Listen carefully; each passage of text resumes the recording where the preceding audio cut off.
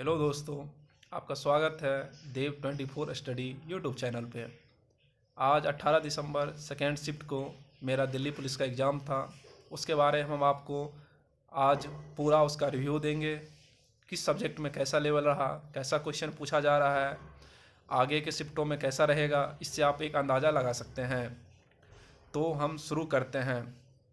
सबसे पहले GK GS में 50 क्वेश्चन आता है, उसमें करंट भी रहता है। तो आज सबसे पहले हम जीके जीएस के बारे में और उसके क्वेश्चनों के बारे में बात करेंगे।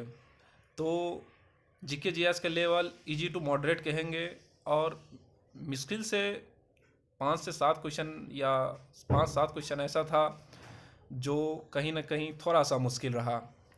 तो हम आपको सबसे पहले आज जीके जीएस का कुछ क्वेश्चनों को बताएंगे। कुछ नहीं, बहुत सारे क्वेश्चन उसमें से जो मुझे याद है उसका बारे में हम बताएंगे आपको, जो क्या क्या पूछा गया था। उसमें से पहला एक था, बताते हैं, जो नीचे जल ऊपर पानी, ये किसने लिखा है इसको? तो इसको लिखा है अनंत भूर्ति ने लिखा था। यानी बुक से देखा जाए तो 2 से 3 क्वेश्चन ज़्यादा ही था, 3 क्वेश्चन के आसपास था बुक से सिर्फ पूछा हुआ, जो इसका लेखक कौन है। ऊपर से फिर आर्टिकल से बहुत सारे क्वेश्चन थे, लगभग 4 से 5 कहे तो आर्टिकल से क्वेश्चन थे जो सीधा सीधा पूछा गया था। उसमें से था जैसे आर्टिकल 300 का ए में क्या है, तो आप जानते होंगे जो 300 के ए में भूमि को मौलिक अधिकार से हटा के कानूनी अधिकार में रखा गया है। दूसरा क्वेश्चन आर्टिकल 44 से था, जो समान नागरिक संहिता, जिसे आप कॉमन यूसीसी कहते हैं, वो कौन से आर्टिकल में था? तो उसका आर्टिकल 44 था। एक था जैसे भारतीय दंड संहिता से 2 से 3 क्वेश्चन पूछे गए थे, जिसमें से आपको एक तो था जो ये किसको प्रस्थापित किया है, जो ये पिछला जो है किसको ये नया बनाया है। तो उसमें से ऑप्शन था, एक ये था, एक था जो इसमें से आपको यदि पकड़ लेगा तो आपको कौन सा अधिकार ऐसा है जो मिलता है।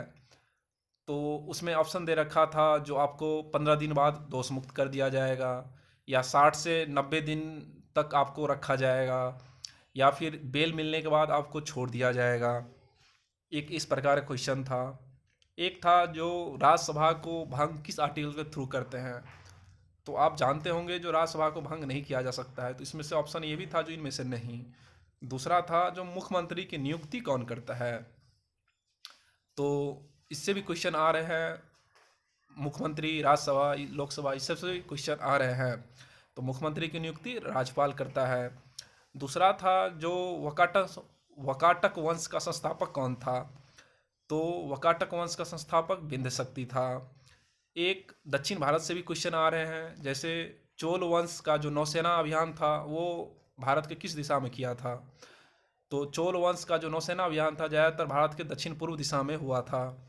अगला क्वेश्चन था जो 2011 में जो इंडिया यूएसए नागरिक जा था उसको पुलित्जर पुरस्कार मिला, उसका क्या नाम था। तो ऐसा भी क्वेश्चन आ रहा है, 2020-22 के भी आए हुए थे, क्वेश्चन आए हुए थे। तो उसका नाम है सिद्धार्थ मुखर्जी, जो 2011 में इंडिया यूएसए सिटीजनशिप है उसको पुलित्जर पुरस्कार मिला है। एक क्वेश्चन था जो इसमें से कौन सार्वजनिक चीज़ है, यानी पब्लिक ये चीज़ है। तो उसमें से क्वेश्चन आया हुआ था, जैसे दिया हुआ था जैसे सार्वजनिक बस, पुलिस आदि। तो इसमें हम सार्वजनिक बस मार के आए हैं। दूसरा आपका पंचवर्षीय योजना से 3-4 क्वेश्चन, जैसे जो कुछ रिपीट हो रहा है तो बार बार देखें ट्रेंड, जो एक ही चीज़ बार बार रिपीट हो रहा है। तो उसमें हमको पंचवर्षीय योजना से क्वेश्चन 3-4 नज़र आया। सबसे पहला था जो पहला पंचवर्षीय योजना किस पे आधारित था। तो पहला पंचवर्षीय योजना कृषि पे आधारित था। इसके बाद ऑप्शन था जो दूसरा पंचवर्षीय योजना किसने दिया। तो आप लोग जानते होंगे जो पहला पंचवर्षीय योजना हेराल्ड डॉमंड मॉडल पे था, दूसरा महालनोबिस मॉडल पे था। इसके बाद पूछा हुआ था अगला क्वेश्चन, जो योजना आयोग की स्थापना कब हुई, ये पूछा हुआ था। तो योजना आयोग की स्थापना 1950 को हुई थी। एक था जो नीति आयोग की स्थापना योजना आयोग की किस पंचवर्षीय योजना के समाप्त होने के बाद आया था, ये एक क्वेश्चन था। तो आप जानते होंगे जो 12वीं पंचवर्षीय योजना पूरा नहीं किया हुआ था, जो बीजेपी की सरकार बनी 2014 में, तो योजना आयोग को ख़त्म करके 2015 में उसके जगह नीति आयोग को लाया गया था। यही नीति आयोग से क्वेश्चन था। अगला क्वेश्चन आपको हम कहते हैं, जो 1991 में जो आया था एलपीजी रिफॉर्म, उससे 3-4 क्वेश्चन देखने को मिले। जो एलपीजी रिफॉर्म के क्या फ़ायदा हुआ, तो बाहर के जैसे निवेश करने लगा, ये सब भी, इससे 3-4 क्वेश्चन हुए थे टोटल। उसमें कौन प्रधानमंत्री थे, और उसमें कौन, यानी उससे क्या देश को फ़ायदा हुआ, और क्या क्या रिफॉर्म उसमें किए।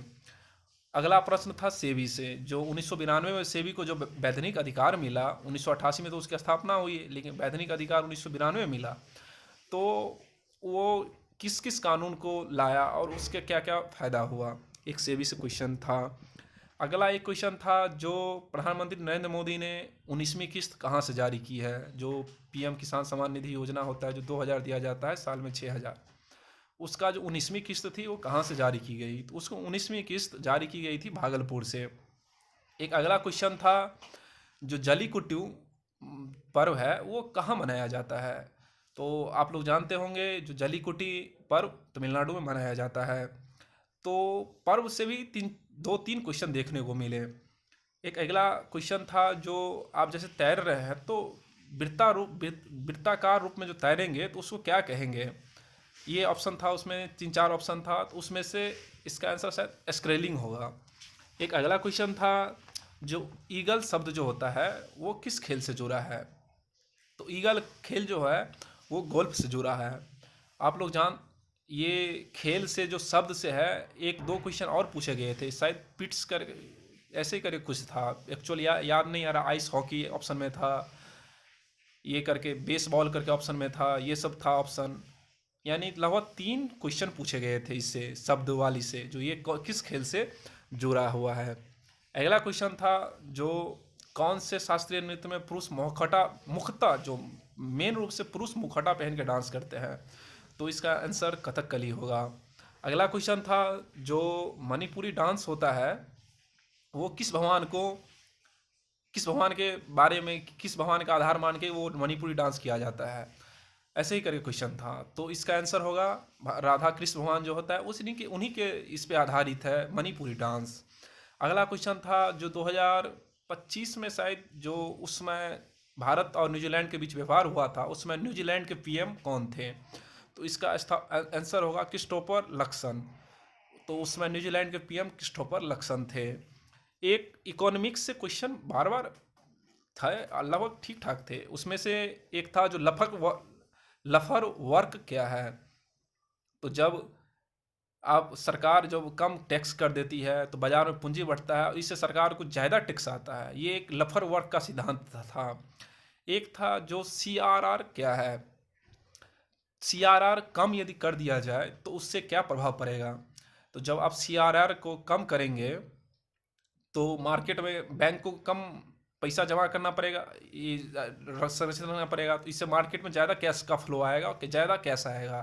तो ऐसे ही करके ऑप्शन में था, जो सीआरआर से क्या था। एक था, अब जो इकोनॉमिक्स से ही था, जो ऊर्ध्वाधर रेखा है तो वो किससे संबंधित है।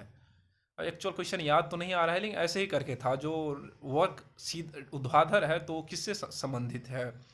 एक अगला क्वेश्चन था, जो ओलंपिक में अभी तक सबसे ज़्यादा मेडल किस खेल ने दिलाया है। तो आप जानते होंगे हॉकी में अभी तक सबसे ज़्यादा मेडल ओलंपिक में हम लोग लाए हैं। अगला क्वेश्चन था, जो 2024 के जो चुनाव हुआ था उस समय मुख्य चुनाव आयुक्त कौन थे। तो देखिए, आप 2024 के भी क्वेश्चन आए हुए थे। तो 2024 में जो चुनाव हुआ था उस समय मुख्य चुनाव आयुक्त राजीव कुमार थे। एक क्वेश्चन था, जो इनमें से कौन भिन्न है।